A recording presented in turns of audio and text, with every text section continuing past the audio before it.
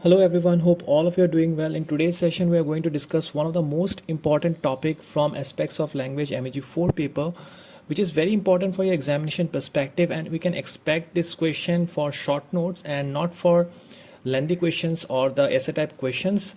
The topic is Pigeon and Creole. Now you heard it right, I have not pronounced the word as Pidgen because it is pronounced as Pigeon and the other one is Creole. So today we're going to do a brief breakdown of these two topics and I'll help you out how to create short notes of it, and I'll give you examples of Pigeon and Creole and how it is very much significant in the linguistic community in today's world. Before we start the video, do consider to hit the like button so that we can reach a wider audience, and also do consider to join our social community pages, that is our Facebook page and our Facebook group up where we upload regular updates and notifications from IGNO, and also the notes of our lectures are regularly updated there. So do consider to join it and be a part of our family. Now before we start this topic, I want all of you to imagine a situation so that the idea and the concept of Pigeon and Creole becomes a little bit crystal clear before we start and go in brief. Imagine that you are a particular salesman and you have gone to a new place where the people speak a different language and your native tongue is different. Now how do you communicate with those people? Now in this type of scenario, what happens, like we know that prior to our middle ages or prior to back to that time, people used to travel a lot. Okay, they used to travel for several reasons, and one of the reasons was trade. Fine. We'll talk about colonization later on because that also has a prime factor behind this type of situation that creates Pigeon and Creole. But again, coming back to you, that if you happen to be a tradesman or a salesman and if you want to communicate with certain group of people who do not understand your native tongue, then both of you try to communicate in certain way or the other where both of you understand the basic things. All right, so there what happens, a new language is developed which has the combination of both of your language, your language as a tradesman and the person with whom you are trading. All right, so here what is happening, a new language is developed, but you can see the traces of certain words which is dominant. That might be your language or the people's language where you are currently. So here is the concept of Pigeon. The new language that is formed is known as Pigeon. All right. Now let us talk about the definition of Pigeon. Pigeon language is a grammatically simplified means of communication that develops between two or more groups that do not have a language in common. As I have given you the example, you understand that the person who is going there for trading, example you, and the people with whom he is communicating, they are not having any language in common. Typically it happens that a mixture of simplified languages or a simplified primary language with other language elements included. So we can also try to define Pigeon in a different way. It is nothing but a simplified language made up of parts of two or more languages used as communication tool between speakers whose native languages are different. So Pigeon is a language with no native speakers. It is no one's first language, but it is a contact language. Now here you have to understand that this language that is created on the basis of communication between two different groups who have nothing in common or no language in common, this language that is formed is not a native tongue language. All right, that is a very prime difference between Pigeon and Creole, which we will discuss further.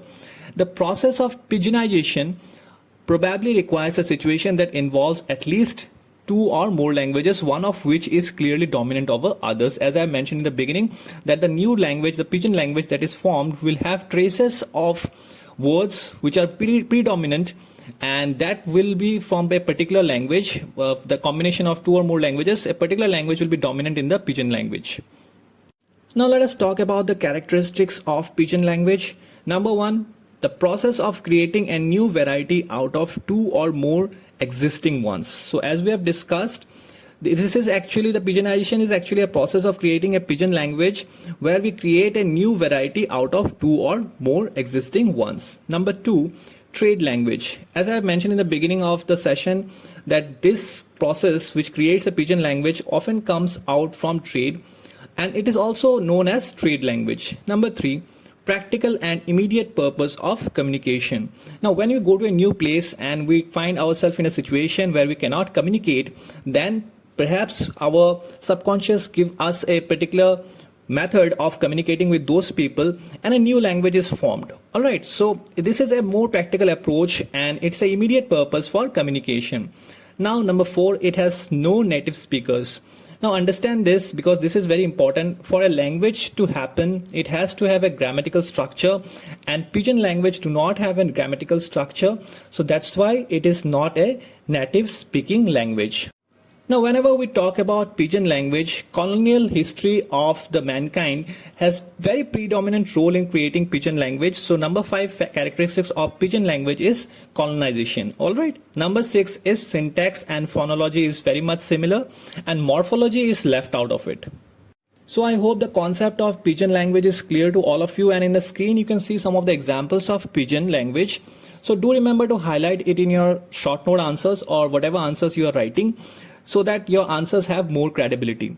Now let us see another situation where we will understand that what is the difference between Pidgin and Creole. Now I want all of you to understand this, that whenever a language, that is a Pidgin language, happens to run through generations, what happens is that a proper grammatical structure is developed. Now understand this in a very simple words. Suppose a Pidgin language is there, which is just used for communication. Now you transmit that particular language, that Pidgin language, to your next generation, and the next generation is born with that Pidgin language as its native tongue, okay, as its native language. Then that becomes a Creole. Now this is a very interesting and very thin line of differences there between Pidgin and Creole. That means, that implies that all Creoles are Pidgins, but not all Pidgins are Creole. So I want you to highlight this point as well in your answers. This will give you a high credibility, because this is a basic difference between Pidgin and Creole, that all Pidgins are not Creoles, but all Creoles are Pidgins. Now let us understand in brief what is a Creole language. A Creole language is a stable natural language developed from a mixture of different languages. Unlike a Pidgin, a simplified form that develops as a means of communication between two or more groups, a Creole language is a complete language, used in a community and acquired by children as their native language. As I mentioned in the example before starting this particular mid-section of this session, that is for Creole, I've explained you that whenever a Pidgin language is transmitted to the next generation and it is used in a community and it is acquired by the next generation children as their native language, then it becomes a Creole. Now Creole languages therefore have a fully developed vocabulary and a system of grammar. Now we have to understand this very nicely, because whenever a particular language is given proper time and proper, experimentation is done on it, on the vocabulary, and it develops over time, then this language becomes properly grammatically more suitable to be used in a particular community. Then it becomes a Creole. All right. So let us understand this concept of Creole language in a different way.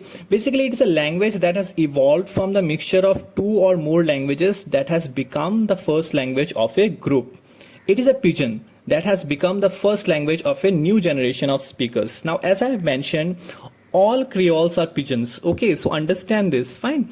This is very important for you to understand, that all Creole languages are basically Pidgin. Okay, they were Pidgin, but over the time it developed and it got transmitted over generations, and a proper system of grammar and vocabulary was developed, and it was further named as Creole language.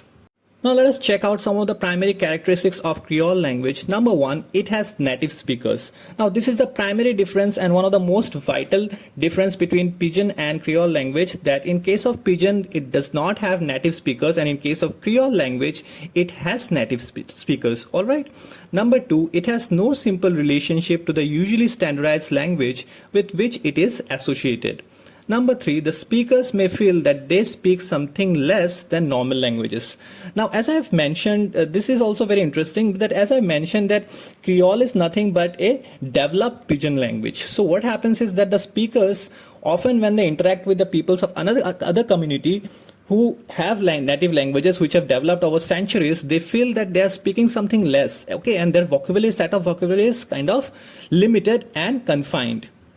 So I hope that you have got a basic understanding about Creole language. Do not forget to mention the examples that has been highlighted in the screen as of now in front of you to be presented in your answer. This will add a lot of credibility to your answer, and I can ensure you that if we can present this answer in this way that I have mentioned, that first of all definition, then comes the simplified definition of both Pigeon and Creole, and then the characteristics, and which is followed by the examples, then I can ensure you that you can expect to score full marks in this particular answer. But yes, do not do that thing that we have done in school, like creating boxes and dividing Pigeon and Creole in a column way, because that is quite archaic, and in case of masters we're not supposed to do that.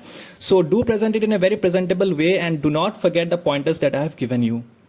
So this is the video, guys. I hope that you have understood the difference between Pigeon and Creole language. This is very important for your MEG 4 aspects of language paper. Also, this has high probability in coming in this upcoming exam. So do put it in your checklist for preparation. Till I meet you next time, God bless you and thank you all.